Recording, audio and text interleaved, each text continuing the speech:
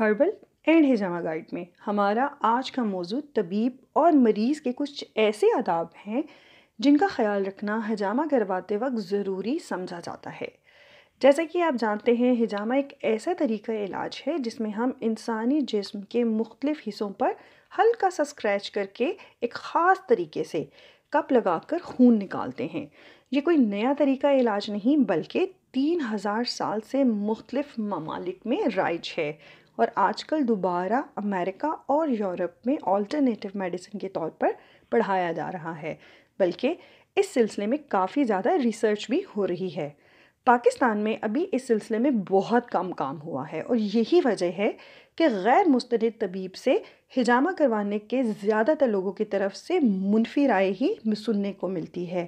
اس کے ساتھ ساتھ درست طریقے سے ہجامہ نہ ہونے کی وجہ سے یا پھر کسی غیر تربیت یافتہ شخص سے ہجامہ کروانے سے آپ کو مختلف مسائل کا سامنا بھی کرنا پڑ سکتا ہے، کیونکہ صرف ایک رجسٹرڈ اور تربیت یافتہ معالج ہی ہجامہ کرنے کا مجاز ہے۔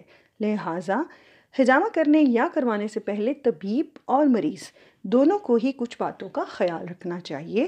تو سب سے پہلے بات کرتے ہیں طبیب کے آداب کی کہ ایک بہترین معالج ہجامہ کرتے وقت ان باتوں پر لازمی عمل کرے۔ طبیب کو چاہیے کہ ہجامہ کو مسنون علاج سمجھتے ہوئے اللہ تعالیٰ کی رضا اور اس کی مخلوق کو فائدہ پہنچانے کی نیت سے ہجامہ کرے۔ طبیب مریض کے ساتھ مکمل دیانتداری اور سچائی کے ساتھ پیش آئے، کسی بھی قسم کا جھوٹ نہ بولے۔ طبیب مریض کے ساتھ مکمل دیانتداری اور سچائی کے ساتھ پیش آئے، کسی قسم کا جھوٹ نہ بولے، جو حقیقت سمجھ آئے اس کے مطابق مریض یا مریض کے لواحقین کو بتائے۔ مریض جو بھی طبیب کے پاس آئے اس کی مکمل پردہ داری کرے، اس کی بیماری کا دوسرے لوگوں کو بالکل نہ بتائے، بالخصوص ایسے امراض جو کہ مریض نے بطور معالج صرف اسے ہی بتائے ہوں۔ ہجامہ کرنے کے دوران اگر کسی مریض کا کوئی عیب اس پر ظاہر ہو تو اس کی مکمل پردہ پوشی کرے اور اس کو ہرگز دوسروں پر ظاہر نہ کرے۔ ہجامہ لگانے والا مریضوں کے ساتھ خوش اخلاقی سے پیش آئے اور مریضوں کی دلجوئی کرے، ان کو دلاسا دے کہ اگر اللہ نے چاہا تو وہ ضرور شفا یاب ہو جائیں گے۔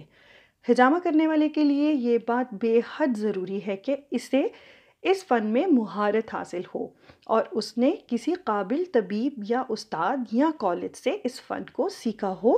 جو شخص ہجامہ لگانے میں مہارت نہ رکھتا ہو اس کو چاہیے کہ وہ کسی بھی شخص کا ہجامہ نہ کرے۔ ہجامہ لگانے والا اس طریقہ علاج اور اس کے بارے میں جو ضروری شرعی احکامات ہیں ان سے آگاہ ہو تاکہ کسی غیر شرعی عمل کا ارتکاب نہ کر بیٹھے۔ اگر کسی معاملہ میں اسے شک ہو تو فوراً ماہرین سے رہنمائی حاصل کر لے اور اس معاملہ میں شرمندگی محسوس نہ کرے۔ ہجامہ کرتے وقت طبیب کو نفسانی خواہشات سے بالکل پاک رہنا چاہیے اور اللہ تعالیٰ کا ذکر کرنا چاہیے، بلکہ مریض کے لیے دعائیہ کلمات کہے تاکہ مریض کو اطمینان حاصل ہو اور ساتھ ہی طبیب اور مریض دونوں کا دل خدا کی طرف رجوع کرے، کیونکہ شافی حقیقی تو صرف اللہ تعالیٰ کی ہی ذات ہے۔ ہجامہ چونکہ ایک مسنون علاج ہے اس لیے سنت سے زیادہ برکت حاصل کرنے کے لیے کوشش کی جائے کہ طبیب جب ہجامہ لگائے تو حالت وضو میں ہو۔ گو یہ شرط نہیں ہے مگر بہتر ضرور ہے۔ ہجامہ لگاتے وقت طبیب کو چاہیے کہ درود شریف اور آیت الکرسی اور سورہ فاتحہ کا ورد کرتا رہے۔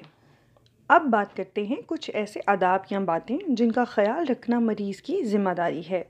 سب سے پہلے تو کسی تجربہ کار اور رجسٹرڈ طبیب سے ہی اس سلسلے میں رجوع کرنا چاہیے تاکہ اسے پتہ ہو کہ جس معالج سے وہ ہجامہ کروا رہا ہے اس نے تعلیم و تربیت کہاں سے لی ہے، اس کی قابلیت کیا ہے اور اس کا تجربہ کتنا ہے۔ مریض کو چاہیے کہ اس علاج کو عام علاج سے الگ اور سنت علاج سمجھ کر اختیار کرے۔ مریض اس علاج سے سنت کی برکات حاصل کرنے کی نیت رکھے اور ہجامہ کے دوران مسلسل ذکر کرتا رہے اور درود شریف پڑھتا رہے۔ اس کے ساتھ ساتھ ہجامہ کروانے سے پہلے حسب توفیق صدقہ کی نیت رکھے۔ کوشش کرے کہ باوضو ہو کر ہجامہ کروائے اور ہجامہ کے دوران اول آخر درود شریف پڑھ کر سورہ فاتحہ اور آیت الکرسی کا ورد کرتا رہے۔ ہجامہ لگوانے کے بعد اس مقام پر زیتون کے تیل کو لگایا جا سکتا ہے۔ اگر نہیں ہو تو آپ کوئی بھی اینٹی سیپٹک دوا بھی استعمال کر سکتے ہیں۔ حجامہ کرنے والے کو اس کا معاوضہ بھی ادا کرے، کیونکہ یہ بھی نبی کریم صلی اللہ علیہ وآلہ وسلم کی سنت کا حصہ ہے۔ حجامہ لگوانے سے قبل مریض کا پیٹ خالی ہونا چاہیے۔ شدید تھکاوٹ کے فوراً بعد حجامہ ہرگز نہیں لگوانا چاہیے۔ حجامہ لگوانے کے بعد کوئی بھی بھاری کام نہیں کرنا چاہیے اور کوشش کریں کہ آپ تھوڑی دیر آرام کر لیں۔ خواتین کو پیریڈز کے دنوں میں حجامہ نہیں کروانا چاہیے اور کوشش کرنی چاہیے کہ کچھ دن تک آپ جنسی تعلق سے پرہیز کریں۔ امید کرتی ہوں کہ اگر آپ طبیب ہیں یا پھر مریض ہیں تو حجامہ کرواتے وقت ان باتوں کا خیال رکھیں گے۔ شکریہ۔